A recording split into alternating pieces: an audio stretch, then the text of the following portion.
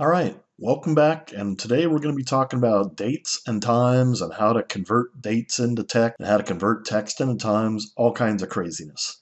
Working with dates can be kind of confusing for some folks because when you look at a date in Excel, it looks like a chunk of text that is today's date or is a date. The issue comes in is that it's not really a date, it's a number. What number is it? If you come up here and reformat it, see how it's defaulted to a date? If you turn it into a number, you can see that January 1st, 2018 is really 43101. What is 43101? It's the number of days since January 1st of 1900. So every date that you ever come across in Excel is really just a number, and that number is based on January 1st, 1900. So for instance, I'm going to convert this back into a number. Don't need any, well, I'll put some decimal places in there too, what the heck. And if I turn that into a 5 and then format that as a date, the 5 turns into January 5th, 1900. All right, let me undo that. All right, let me turn that back into January 1st, 2018. So now that we know that dates are really just numbers formatted to display as a date, that opens up a lot of possibilities for us formula-wise. So there are a boatload of formulas, but I'm betting you've already started to figure that out, right? But sometimes when you're working with dates, you need to know what year that date is. So guess what? There's a year formula and it says serial number. So it's really looking for a number. But since we now know that dates are numbers, comes back, okay, 2018. What month is it? What day is it? What hour is it? Hour? There is no hour in it. But let's do it anyway. Equals hour. Minute equals second. All right, so I've got in here January 1st, 2018. Looks like 12 midnight. Let me reformat that to include some time in there. Let's do this one here. Well, sure enough, 12 a.m. If I change that to 1:25 and 30 seconds a.m., now let's make it p.m. because nothing good can happen at 1:25 in the morning. Now we have now we have in military hours 13, 25, and 30. Well, I wonder what that comes out to decimal wise. Well, keep in mind that this really is a number, and these are just numeric representations out of that number. What is that number now? So if I come back in here and convert it to number, looks like 43101.559.937.500, whatever, comes out to January 1st, 1:25 in the afternoon and 30 seconds. So if I come in here and put in 5.5, that's January 1st at 12 p.m.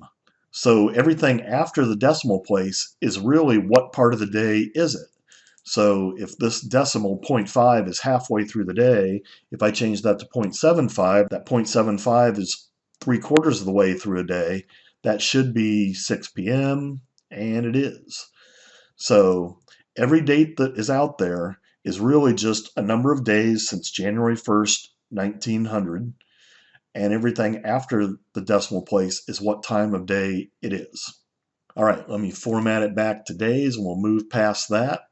Notice that even though I changed the formatting back to the short date, the rest of the time is still up here in the formula bar. It's just formatted not to show. So I'm going to change it to 1/1/18. And now we're back to where we were. So there's some other formulas that are very handy occasionally. So how many days are there between these two dates? January 1st, 2018, January 1st, 2017. Equals days. The end date, comma, the start date, 365. Sometimes you want to know how far along you are in a year, so you can do the year frac formula. Say that 3 times fast. Year frac. Start date, end date, And then the basis, how many days are in a year? Sometimes folks just want it rounded off to 360. Some of it want more actual 365. So if that's our counting basis, we'll do that. So the difference between here and here is 1 year. Let me change this to my birthday. No, not 2017, but you get the idea. So between 9/1 and 1/1 of the following year, that's 0.3342. All right, number of work days between those two dates. So this will take off weekends and any holidays that you program into it. So equals net work days, start date, comma, end date, and then any holidays. If you don't put anything in here as the last parameter, it is optional, so it'll skip it. But if you wanted to create a range of cells somewhere that included all your holidays, you could then include those into the formula. All right, what day of the week is a particular day? Equals weekday. And then the return type. If 1 is Sunday and 7 is Saturday, you can either pick this first one or this last one. They're both the same thing. So January 1st, 2018 is 2, so that's a Monday. Now occasionally you just want to embed today's date into a spreadsheet, and there's a few different ways to do it. If you want the day to be just today and never change, you can just hit the keyboard shortcut Control semicolon, and it automatically sticks today's date into a cell. But if you want the date to change every day, equals today, and you put a couple parentheses around that, and now it's that. And every day that you open this spreadsheet, that will change. So be careful. If you want it to change, use the today function. If you don't, just do the Control semicolon keyboard shortcut. There's also a now function, equals now, and that includes the date and the time. And every time you touch something, so right now it's 9:39, we'll go back to this in a couple minutes. It will keep changing every time you enter something on the spreadsheet.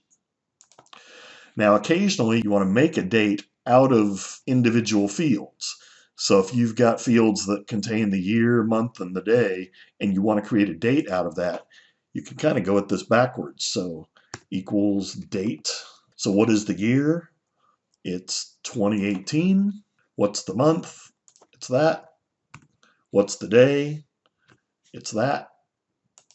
You could also construct the date manually, as opposed to doing the cell references. So if you have, 2018, comma, you want my birthday to know when to send me a card, there you go. The last thing I want to show you on this page will allow you to exploit the fact that these dates are actually numbers. So if you ever want to do some math on a date, it's easy to do. It's just so maybe you want a range of dates here, like every 7 days equals this plus 7. And then you can just copy that formula down, and it will automatically just give you every 7th day. All right, so those are the most common date functions. Now let's go at it from a different direction, but it's still related. Let's say we have a series of dates here, and remember that these dates are just numbers formatted to show as dates. And then for each one of those days, we have sales of boomerangs or something. And I want to create a sentence out of this field and this field. I want it to say something like, today is Monday, January 1st, 2018, and we sold 12 boomerangs. So I want to, as opposed to hand typing that out for each one of these, I want it to programmatically come up with that based on the values in these cell ranges. So the sentence looks like it has a pretty fancy date, time, signature in it. So I'm going to need to figure out how to construct that just by having this date. So we're going to introduce to you, guess what? Yes, another formula. Because there's a freaking formula for everything, right? So equals text. The first parameter is value, so that's our day of the week, comma. Now this format text. This is how we want the text formatted, and I'm not really sure what it's looking for there. So let me show you a way to construct this and a way to work with it until you have it all memorized. If you ever get it memorized, let me know. I still haven't. But Occasionally we need to do this. So let me take a look at this date format, and let me find a pretty complicated one. This one looks pretty interesting. March 14th, 2012, 1:30 p.m., 1/1/18. All right, well that works. If I go down here to custom, it shows me how that date is formatted. Let me take out some garbage that's kind of confusing to both of us. Now see here we have an M for month, D for day, YY for year, H for hour, M for minute, and then AM, PM. So I can come in here and I can change these around while I'm here in custom mode. What happens if I put another M in front of that M? Watch up here in the sample. If I put another M in there, it changes it to the 2-digit month. If I put another D in here, it changes it to a 2-digit day. If I put another couple Y's in here, it changes it to a 4-digit year. I can even put in just plain old text. So if I want to come in here between the year and the hour, I can put in the word like at. Now it says, January 1st, 2018 at 12 a.m. So we're getting a little closer to the way that we want it. Now I don't want 01, I want 3-digit abbreviation for month. So guess how we do that? Yep, you put another M in there. Now it says Jan 01. And I don't want a slash, I want a space in there. And also I want a space in between the days and the years. And maybe it doesn't look like I want the leading 0 out in front of that date. Let's see, looks like I want a comma, January 1, 2018. Well, that's not exactly how I want it. I want the word Monday out in front of it. Well, Excel knows that January 1st, 2018 is Monday already. So how do I get that to show up in here? If I go out in front of January and put a space in here, and if I put in a D for day, see how it comes up with the first of the month? If I put in 2 Ds, I get 01. If I put in a third D, I get MON, or the 3-letter abbreviation for the day of the week. And if I put a fourth D, I get the full Monday. And now I can put in a comma. And now it looks exactly like what I want out here. So I'm going to go with that. I'm going to copy that, highlight it, hit Control C, and hit Escape.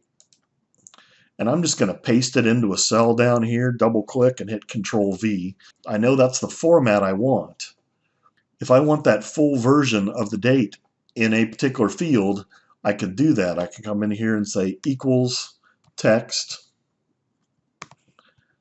parentheses, click on value, and the format text, I have to hit double quote, Control V because it's still in memory, double quote, close my parentheses, and I get that.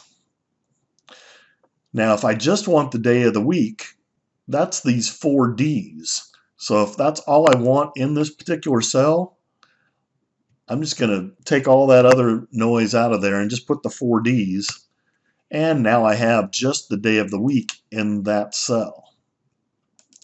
Copy it down, double click here to make the column the right width. And now we've shown you how to use a text formula. Now the question is, well, why do we have to do all this? Why can't we just stick these cells together and make this all work? Well, let me show you why. This text formula comes in handy whenever you're trying to make sentences out of data, which is what we really want to do here. If you recall, we have this sentence, and it's made up of several different components. If you look at it, we have the text, today is, and then we have this date, which is really this cell here, and then another chunk of text that says, and today we sold, and then the number 12, which is going to come out of this cell, and then another chunk of text, which is just going to be the word boomerangs. So we really have 5 or 6 different chunks of text that we need to stick together in order to form a sentence. The way we stick chunks of text together is a formula we're going to spend some more time on later in the semester, but I thought I'd introduce you to it today. It's called the concatenate, equals concatenate. Join several text strings together into one string. Hey, good, that's what I want to do. So hit tab, and there we go. So here it's looking for chunk of text number 1, and then it's chunk of text number 2, etc. So chunk of text number 1 is just a chunk of text. Today is. Close my double quotes, and then hit a comma. Now we're in our second chunk of text. Well, our second chunk of text is the date. So I'm going to click on this cell here that is the date, A3, comma. Now we're in our third chunk of text, which is, and today we sold. Double quote. And today we sold. Close our double quotes, comma. Now we're in our fourth chunk of text, which is the number 12, which is this cell here. I guess it's 13 for this row, B3, comma. And our fifth and last chunk of text, double quote, boomerangs, period, double quote. Close our parentheses. And look here, today is 43102, and today we sold 31 boomerangs. Well, Pacrapicus, what's this one? Remember, this is really just a number. So we have to convert that number into the chunk of text that says the date formatted like that. So remember how to do that. We've already gone through and come up with the custom formatting that we need to do for that. So if I come back into the formula, and right here in front of the A3, I say text, our value is A3, comma, our format is the double quotes, Control V. Yay, it's still there. Double quote, close our parentheses, hit enter, and we're getting closer. Today is Tuesday, blah, blah, blah, and today we sold 13 boomerangs. Looks like we need some spaces in here, like between the S and the T here. Where is that in my string, in my sentence, in my concatenate formula up here? It's right here after this S. So if I put a space in there and hit enter, see how there's now a space between is and Tuesday? Looks like I need one before the and after the sold, and before the boomerangs. Before the and is right here, and after the D in sold, and before the B in boomerangs. So I can copy that down, and that all works. Let me drag it up as well. So now these sentences are programmatically created. So if we change the sales here and they sell 20 that day, the formula automatically recalculates the sentence. So it's totally flexible. If the data changes, if the dates change, whatever, it's all going to track automatically. That's it for this video, and we thank you very much and have a great day.